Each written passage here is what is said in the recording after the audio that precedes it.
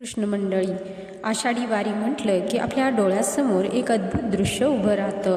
भगव्या पताका, टाळ मृदुंगाचा गजर, मुखी विठ्ठलाचं नाम आणि लाखो वारकरी पायी चालत पंढरपूरच्या दिशेने निघालेले.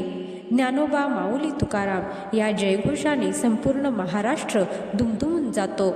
पण या वारीत एक प्रश्न अनेकांच्या मनात नेहमी येतो. संत ज्ञानेश्वर महाराज, संत निवृत्तीनाथ, संत सोपानदेव आणि संत मुक्ताई हे चारही सख्खे भाऊ बहीण असताना त्यांच्या पालख्या वेगवेगळ्या ठिकाणहून का निघतात? त्या सर्व एकाच ठिकाणहून का निघत नाहीत? या प्रश्नामागे इतिहास आहे, परंपरा आहे आणि त्याहूनही मोठं म्हणजे भक्तीचा अत्यंत सुंदर संदेश आहे. म्हणूनच आजच्या या व्हिडिओमध्ये आपण या प्रश्नाचं सविस्तर उत्तर जाणून घेणार आहोत. त्यासाठी हा व्हिडिओ शेवटपर्यंत नक्की पहा. सर्वप्रथम आपण वारी म्हणजे काय हे समजून घेऊया. वारी म्हणजे फक्त पायी चालत पंढरपूरला जाणं नाही. वारी म्हणजे भक्तीचा महाउत्सव, समतेचा संदेश आणि ईश्वराप्रतीचा मार्ग. वारीमध्ये श्रीमंत, गरीब, उच्च नीच, जात पात असा कोणताही भेद राहत नाही. प्रत्येकजण फक्त एकच ओळख घेऊन चालतो, ती म्हणजे मी विठ्ठलाचा वारकरी. शेकडो वर्षापासून ही परंपरा अखंड सुरू आहे. लाखो वारकरी संतांच्या पालख्यांसोबत विठ्ठल नामाचा गजर करत पंढरपूरकडे प्रस्थान करतात. या वारीतील सर्वात महत्त्वाच्या पालख्यांमध्ये संत निवृत्तीनाथ, संत ज्ञानेश्वर महाराज, संत सोपानदेव आणि संत मुक्ताई यांच्या पालख्यांचा विशेष मान आहे. आता जाणून घेऊया या चारही संतांविषयी. संत निवृत्तीनाथ हे चारही भावंडांमध्ये सर्वात मोठे होते.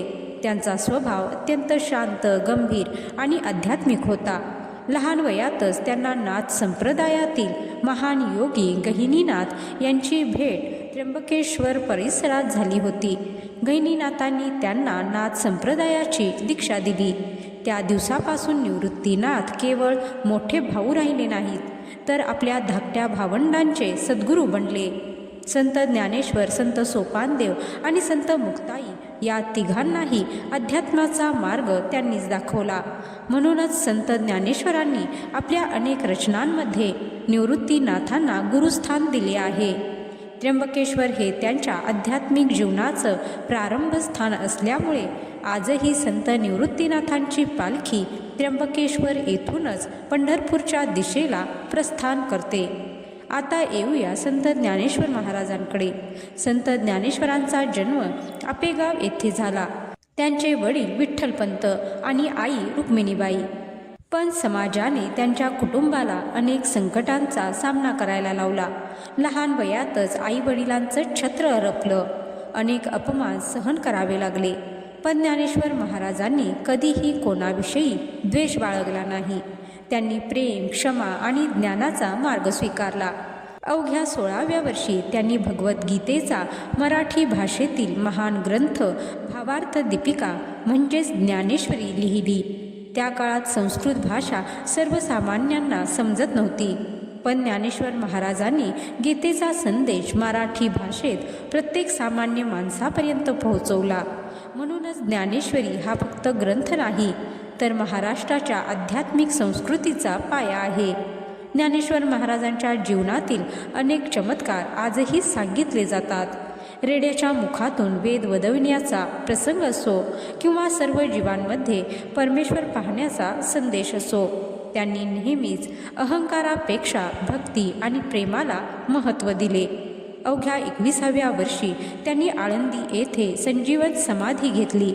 म्हणूनच त्यांच्या पवित्र समाधीस्थानावरून म्हणजेच आळंदी येथून दरवर्षी भव्य पालखी पंढरपूरकडे निघते. लाखो वारकरी या पालखीसोबत चालतात आणि त्यांना असं वाटतं की माऊली आजही आपल्या लेकरांसोबत विठुरायाच्या भेटीस चालली आहे. आता जाणून घेऊया संत सोपानदेव महाराजांविषयी. संत सोपानदेव हे अत्यंत साधे, शांत आणि विनम्र संत होते. त्यांचं संपूर्ण आयुष्य विठ्ठल भक्तीमध्ये गेलं. त्यांनी भक्तांना नम्रता, संयम आणि प्रेमाचा संदेश दिला. त्यांनी सासवड येथे समाधी घेतली. त्यामुळे आजही त्यांची पालखी सासवड येथूनच पंढरपूरच्या दिशेने निघते. त्यानंतर येतात संत मुक्ताई. चारही भावंडांमध्ये सर्वात धाकट्या असल्या तरी त्यांच्या ज्ञानाची खोली अतिशय विलक्षण होती. त्यांच्या अभंगामधून आत्मज्ञान, वैराग्य आणि भक्तीचा संदेश मिळतो. अनेक संतांनी त्यांच्या ज्ञानाचा गौरव केला आहे. त्यांचे समाधीस्थान जळगाव जिल्ह्यातील मेहुण येथे असल्यामुळे त्यांची पालखी तेथूनच पंढरपूरकडे प्रस्थान करते. आता आपल्या सुरुवातीच्या प्रश्नाचं उत्तर अगदी स्पष्ट होतं. चारही पालख्या वेगवेगळ्या ठिकाणहून निघतात, कारण प्रत्येक पालखी त्या संतांच्या जीवनातील सर्वात महत्त्वाच्या स्थळाशी जोडलेली आहे. संत निवृत्तीनाथांची पालखी त्यांच्या दीक्षास्थान असलेल्या त्र्यंबकेश्वराहून, संत ज्ञानेश्वर महाराजांची पालखी त्यांच्या संजीवन समाधीस्थळ असलेल्या आळंदीहून, संत सोपानदेवांची पालखी त्यांच्या समाधीस्थळ सासवडहून आणि संत मुक्ताईंची पालखी त्यांच्या समाधीस्थळ मेहुणहून निघते. म्हणूनच या चारही पालख्या वेगवेगळ्या ठिकाणहून निघतात, पण त्यांचं अंतिम ध्येय मात्र एकच असतं, पंढरपूरचा विठ्ठल. यामध्ये आपल्यासाठी एक अतिशय मोठा जीवन संदेश दडलेला आहे. प्रत्येक माणसाचा जीवन प्रवास वेगळा असू शकतो. प्रत्येकाची परिस्थिती वेगळी असू शकते. प्रत्येकाचा मार्ग वेगळा असू शकतो. पण जर आपल्या मनात श्रद्धा, भक्ती, प्रेम आणि सदाचार असेल तर शेवटी आपण सर्वजण परमेश्वरापर्यंत पोहोचू शकतो. हीच खरी वारीची शिकवण आहे.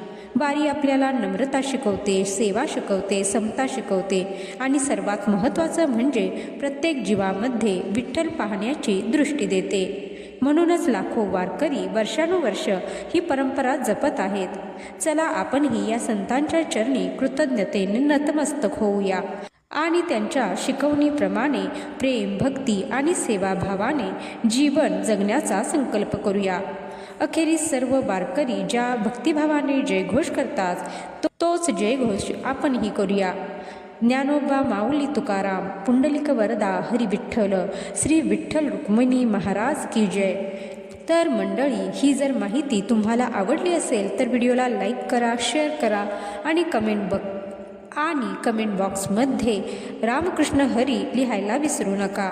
आणि अशाच आध्यात्मिक, धार्मिक आणि इतिहासाशी संबंधित माहितीपूर्ण व्हिडिओसाठी आपल्या चॅनलला नक्की सबस्क्राईब करा. चला तर भेटूया पुढील व्हिडिओमध्ये. तोपर्यंत रामकृष्ण हरी.